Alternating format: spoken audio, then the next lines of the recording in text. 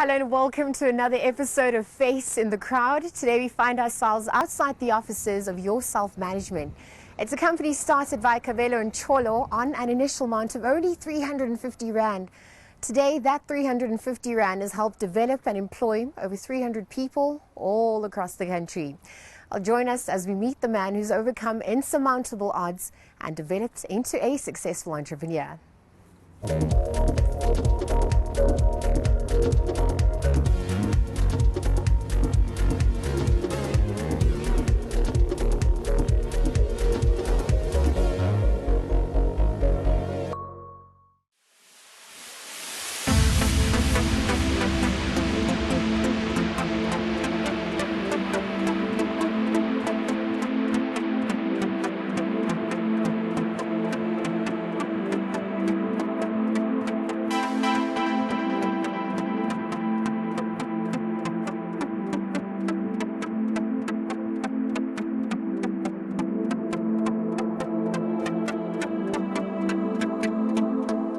Kabelo, thank you so much for making time to chat with us today about your journey. Thank you, Lisa. I really appreciate the opportunity. I mean, let's go back to where it all started. Where are you from? What was life growing up like for you? I'll take it this way. I'm this village boy that against all odds that has actually afforded me to be where I am. I was born in a village in Northwest. My mom, who worked as a domestic worker, left me with my granny, my great granny. We had nothing, literally nothing at home. I won't say we were poor, but I like to say we were very disadvantaged in so many ways. I mean, think about it. The first time I saw a TV, or we had a TV at home, I was 9 years old. That was when I was at 9. So we really struggle to make ends meet. And it was like a household that all of us lived, and together with my cousins and whatnot, there was no income, and it was 9 of us that were dependent on my granny's grant. And my mom would come once a year with whatever that she made. But this is basically my beginning. And then that decision to leave your hometown and embark to Johannesburg, what propelled that? My granny, who I'm grateful for, she did a lot of things, instilled my ethics today.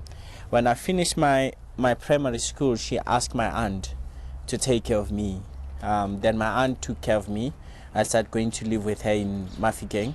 I finished my high school in Ncholo High School in Itsoseng. When I finished, I wanted one thing. I was so embarrassed about the state of my background. The village that I'm from in Gelexpan, Bapong in Gelexpan, is next to community hospital. I befriend 2 of my friends that their parents were doctors, and I couldn't understand it. I still remember I was doing grade 2, and here I am. I'm coming from this type of a house, and I visit my friend, and it's a big house. And I was, from there onwards, I was ashamed by my state. And the father was a doctor, so to me, being a doctor was aspirational from my grade 2. All I did, I knew I have to study hard, get good grades, so I could really get bursary, because of that was the only way, and that was an escape for me to change that embarrassment for my family. I came to Joburg to study medicine. In fact, I was accepted at vet medical school, but because of my background, comes January, there were no funds for me to come here. So I got here. It was on the 15th of Feb. Class have already commenced, and I missed the intake. When did you decide to stop your self-management? What I intended to do. I was very embarrassed as well about me being a waiter. The same year, the previous year I was doing my matric. Then there were schools that were hiring the restaurant that I was working at, and they would actually hire one part of the restaurant, and that part of the restaurant, and it was still called chef patrons, and it bothered me. I was like, okay, we keep on telling them to keep it quiet, And I said to myself, they're not having the best matric farewell. We had the hall, it was not one of the best. We had a hall booked out for us, but we really had a very good send-off. And I thought to myself, it bothered me, the first school, second school, and I spoke to another fellow waiter friend of mine, and he said, why don't you actually do that? And I made a bet with him to say, I will actually offer the matric farewells. And the following year, I got a table. I got a tip of 350 rand. And he came to me and says, it's towards matric farewells. What you going to do? I took the 350 rand and I was like, this betting things is not working, because now I got rent, I got all of these things, and I went and print out some, what I called it, leaflets.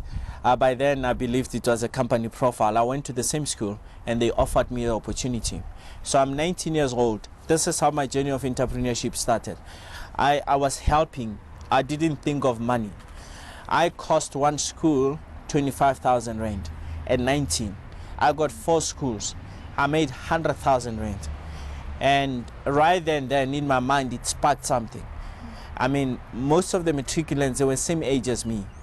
The contacts I made within the family restaurant, the restaurant I was working on is called McCree Family Restaurant, which they had a hotel on top. I made contacts with the hotel.